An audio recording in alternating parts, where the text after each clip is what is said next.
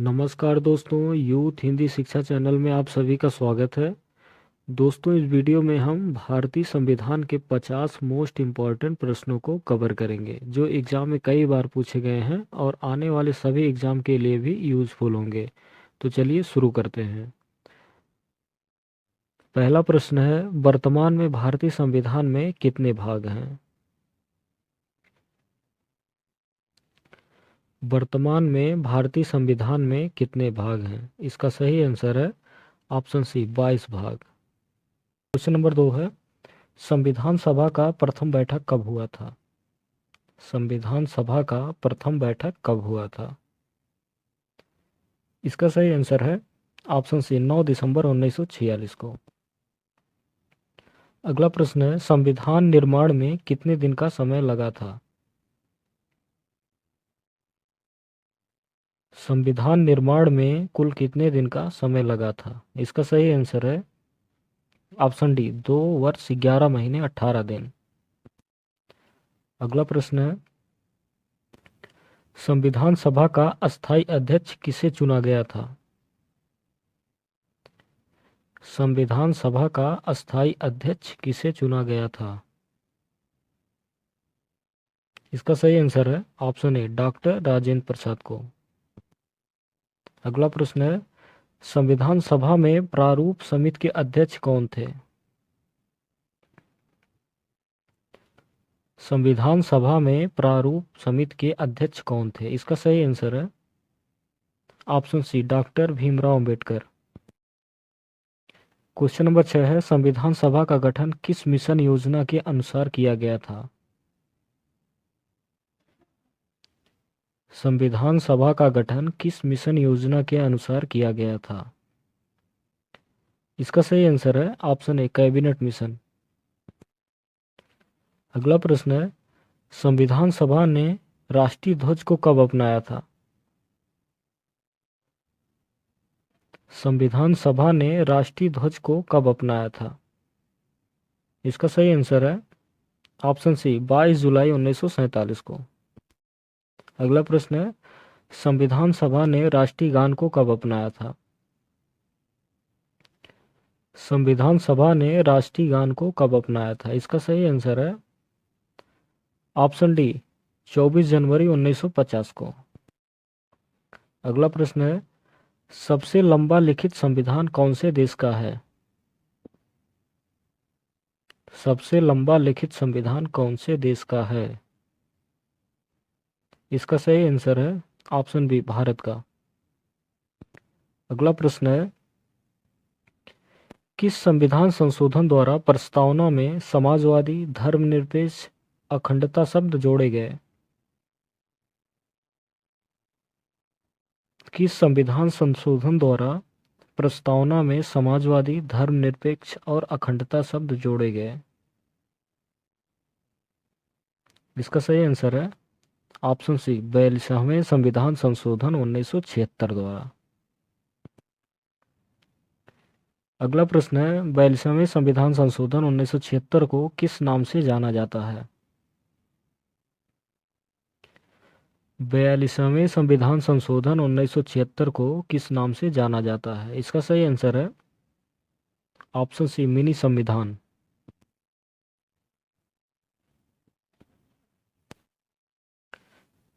अगला प्रश्न है, संविधान सभा का उपाध्यक्ष के रूप में किसे चुना गया था? संविधान सभा का उपाध्यक्ष के रूप में किसे चुना गया था? इसका सही आंसर है ऑप्शन बी, एच.सी. मुखर्जी को। अगला प्रश्न है, भारत में प्रथम आम चुनाव कब आयोजित किया गया था? भारत में प्रथम आम चुनाव कब आयोजित किया गया था? इसका सही आंसर है ऑप्शन डी, 1952 को। अगला प्रश्न है, बम्बई प्रेसिडेंसी से किसको संविधान सभा के लिए चुना गया था? बम्बई प्रेसिडेंसी से किसको संविधान सभा के लिए चुना गया था? इसका सही आंसर है option A, doctor Bhimrao Ambedkar को। अगला प्रश्न है, भारत में कौन से सत्र के बीच पहला आम चुनाव हुआ था? भारत में कौन से सत्र के बीच पहला आम चुनाव हुआ था? इसका सही आंसर है ऑप्शन ए 25 अक्टूबर 1951 से 21 फरवरी 1952 के बीच में। अगला प्रश्न है, डॉक्टर भीमराव अंबेडकर का जन्म कहाँ हुआ था? डॉक्टर भीमराव अंबेडकर का जन्म कहाँ हुआ था? इसका सही आंसर है option D Indore, Madhya Pradesh. Question number 17 है, भारतीय संविधान का अभिभावक कौन है? भारतीय संविधान का अभिभावक कौन है? इसका सही आंसर है ऑप्शन ए भारत का उच्चतम न्यायालय। क्वेश्चन नंबर 18 है, भारत के सुप्रीम कोर्ट का गठन किसके द्वारा हुआ था? भारत के सुप्रीम कोर्ट का गठन किसके द्वारा हुआ था? इसका सही आंसर है भारतीय संविधान द्वारा। क्वेश्चन नंबर 19 है, संविधान सभा के लिए संवैधानिक सलाहकार कौन था? संविधान सभा के लिए संवैधानिक सलाहकार कौन था? इसका सही आंसर है option D BN Rao. Question number 20 है, सर्वोच्च न्यायालय के न्यायाधीशों को किसके द्वारा हटाया जा सकता है?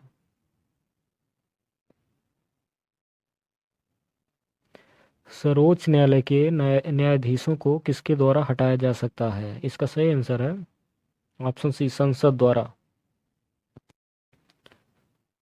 क्वेश्चन नंबर 21 है, किसके महाभियोग के लिए संविधान में कोई प्रावधान नहीं है? किसके महाभियोग के लिए संविधान में कोई प्रावधान नहीं है? इसका सही आंसर है ऑप्शन डी राज्यपाल। दोस्तों, महाभियोग का मतलब पद से हटाने की प्रक्रिया को महाभियोग कहते हैं। क्वेश्चन नंबर 22 है, संविधान दिवस भारत में हर वर्ष कब मनाया जाता है?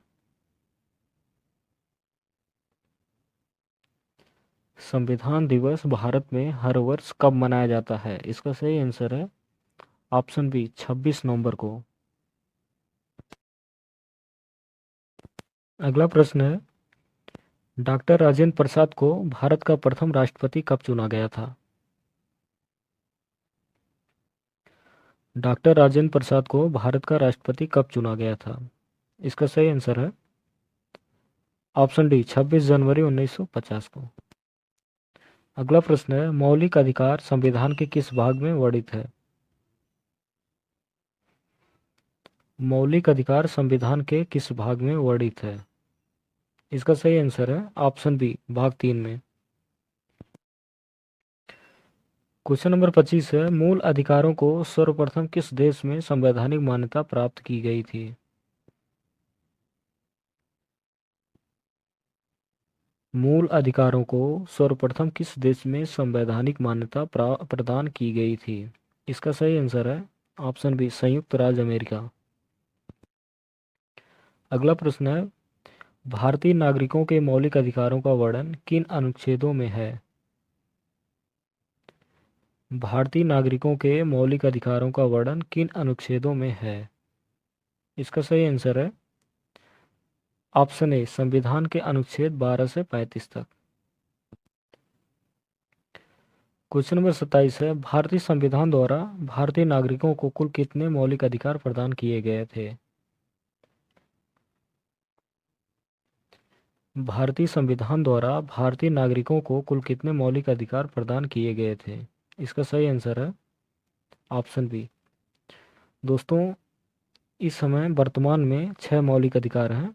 एक मौलिक अधिकार 44वां संविधान संशोधन 1978 के द्वारा मौलिक अधिकार से विधिक अधिकार बना दिया गया था, संपत्ति का अधिकार था।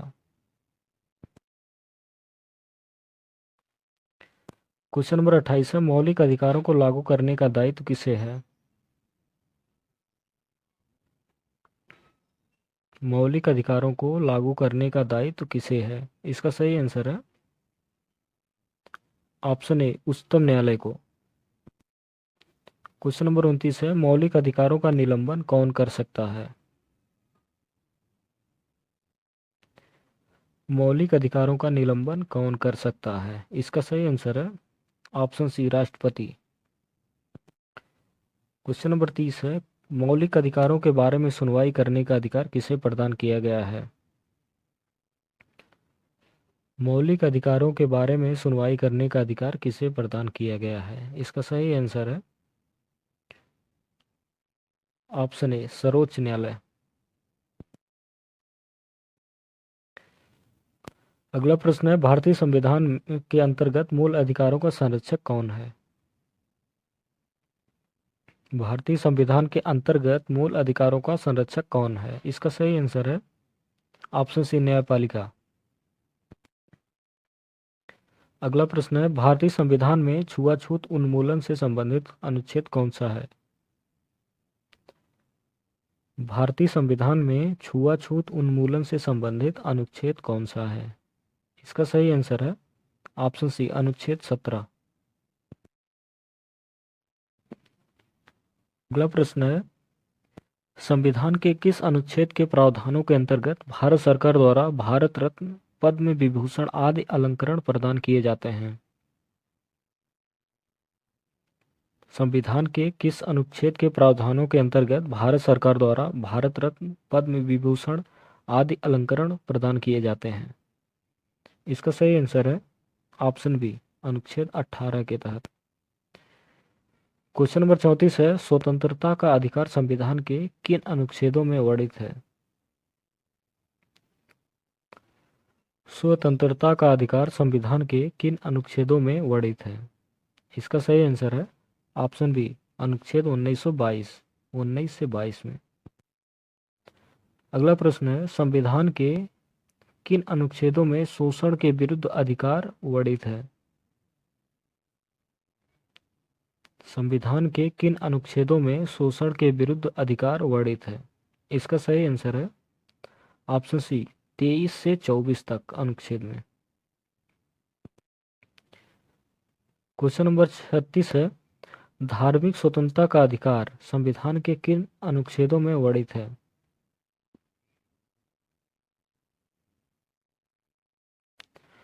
धार्मिक स्वतंत्रता का अधिकार संविधान के किन अनुच्छेदों में वर्णित है? इसका सही आंसर है ऑप्शन डी, अनुच्छेद 25 से 28 तक।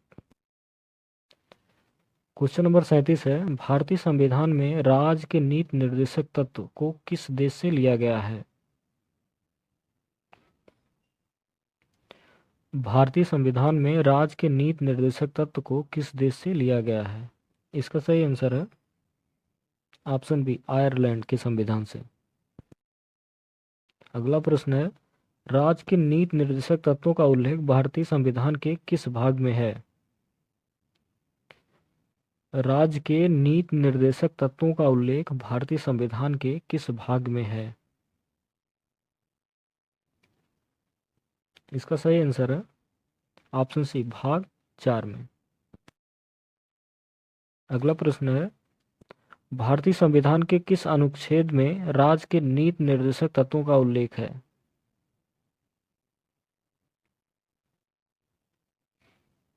भारतीय संविधान के किस अनुच्छेद में राज्य के नीति निर्देशक तत्वों का उल्लेख है? इसका सही आंसर है ऑप्शन सी, अनुच्छेद 36 से 51 में। क्वेश्चन नंबर 40 है, मूल अधिकार और राज्य के नीति निर्देशक तत्व में क्या अंतर है?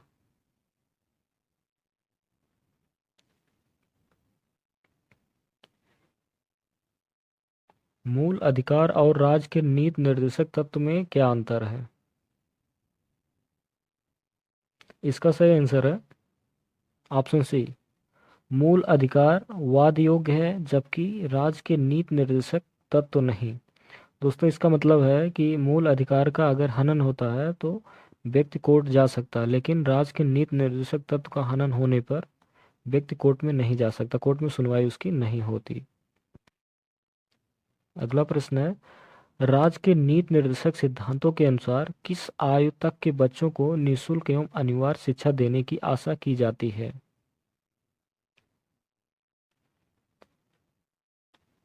राज्य के नीति निर्देशक सिद्धांतों के अनुसार किस आयु तक के बच्चों को निःशुल्क एवं अनिवार्य शिक्षा देने की आशा की जाती है? इसका सही आंसर है ऑप्शन ए, 14 वर्ष की उम्र तक के बच्चों को। क्वेश्चन नंबर 42 है, समान न्याय और निःशुल्क विधिक सहायता का प्रावधान संविधान के किस अनुच्छेद में है?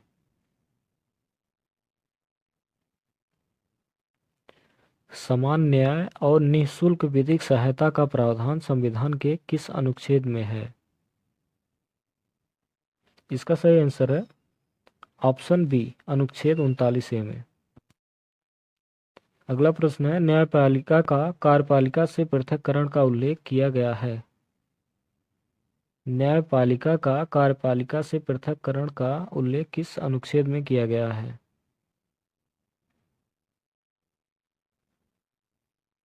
इसका सही आंसर है ऑप्शन डी, अनुच्छेद 50 के तहत। क्वेश्चन नंबर 44 है, राज्य के नीति निर्देशक सिद्धांतों में किस अनुच्छेदों का संबंध अंतर्राष्ट्रीय शांति और सुरक्षा के संवर्धन से है?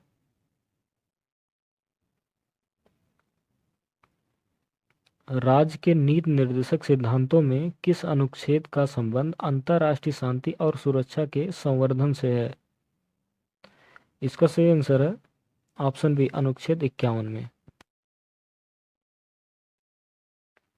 अगला प्रश्न है, भारतीय संविधान पर सबसे अधिक प्रभाव किसका पड़ा?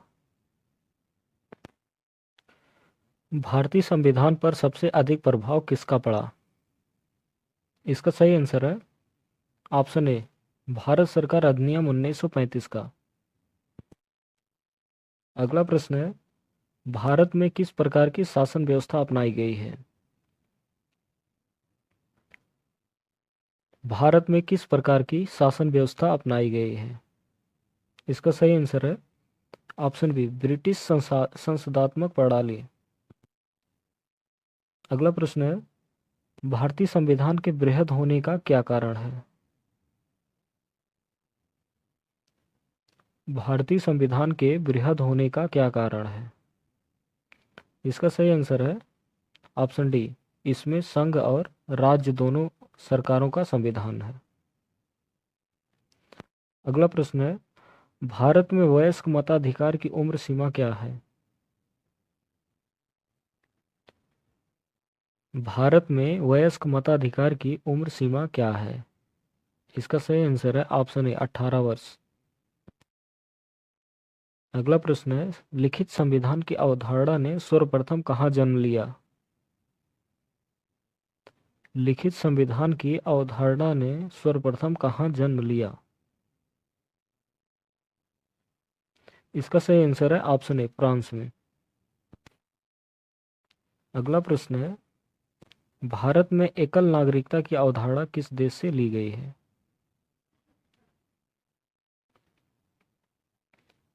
भारत में एकल नागरिकता की अवधारणा किस देश से ली गई है? इसका सही आंसर है ऑप्शन सी, इंग्लैंड के संविधान से। दोस्तों, वीडियो पसंद आई हो तो वीडियो को लाइक और चैनल को सब्सक्राइब करके बेल आइकन को प्रेस कर दीजिएगा, जिससे नई वीडियो की जानकारी आपको मिल जाएगी। वीडियो पूरा देखने के लिए बहुत बहुत धन्यवाद।